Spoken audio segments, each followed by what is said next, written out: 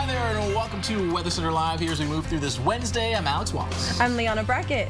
And I'm meteorologist Jaqui Jeras. A coast-to-coast winter storm and dangerous cold. We're struggling with both.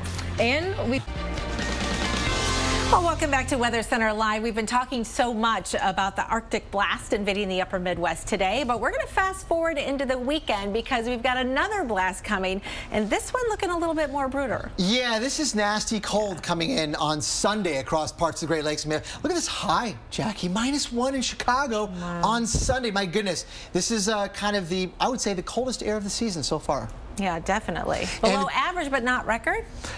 There may be some records. I wouldn't be surprised if there's some record lows, especially at the early morning time with fresh snowpack in place. I think we're going to see the chance for some of those numbers to come crashing down, and my max is having to be stuck. Oh no! Well, then let's take a quick second because you mentioned the snow cover. Because he was pointing out to me in the commercial break. This is what we do in the commercial breaks. We have a little fun and we talk meteorology. But you could see some of the colors down there were a little bit warmer into western Iowa compared to Des Moines and eastern Iowa, and that snow cover, right, really makes an impact. That keeps you cold. It acts like as a refrigerator, so your temperatures don't quite achieve as much as bare ground. Exactly right. That's exactly right, because we're going to get snow in these areas on Friday, Saturday, and then when the Arctic air comes in Sunday, it's going to be all that much worse.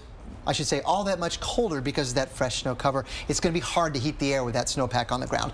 But here's where the air mass is coming from. Off the map, right? It's coming from across the pole. This is a really cold air mass with really no chance of it moderating in 24 to 48 hours. So Sunday, Arctic high pressure will be in place, but then we're going to look ahead here. Let's go look ahead to late next week. And that goes all the way down to the Gulf Coast, by the way. Yes, so it does. Everybody really getting in on this action. But as we go into late next week, things are going to warm right back up. So we're kind of fickle, Mother Nature, going back and forth here a little bit. Yeah, we get more of a Pacific influence coming in late next week across much of the lower 48. Now, it's not all going to come at once, and it's not going to be a permanent transition, but we're kind of stair-stepping our way out of the Arctic air mass on Sunday to something like, for example, in Chicago, kind of back to average. Now, this is heading toward Christmas week, so can you see the sort of the demarcation? So here's a couple of Arctic air masses, but then we get back to average, or at least maybe a little above, towards Christmas. All right, as we take a look at Christmas week overall, cold in the west, warm in the east. There's a dividing line right about there. I kind of like some of this,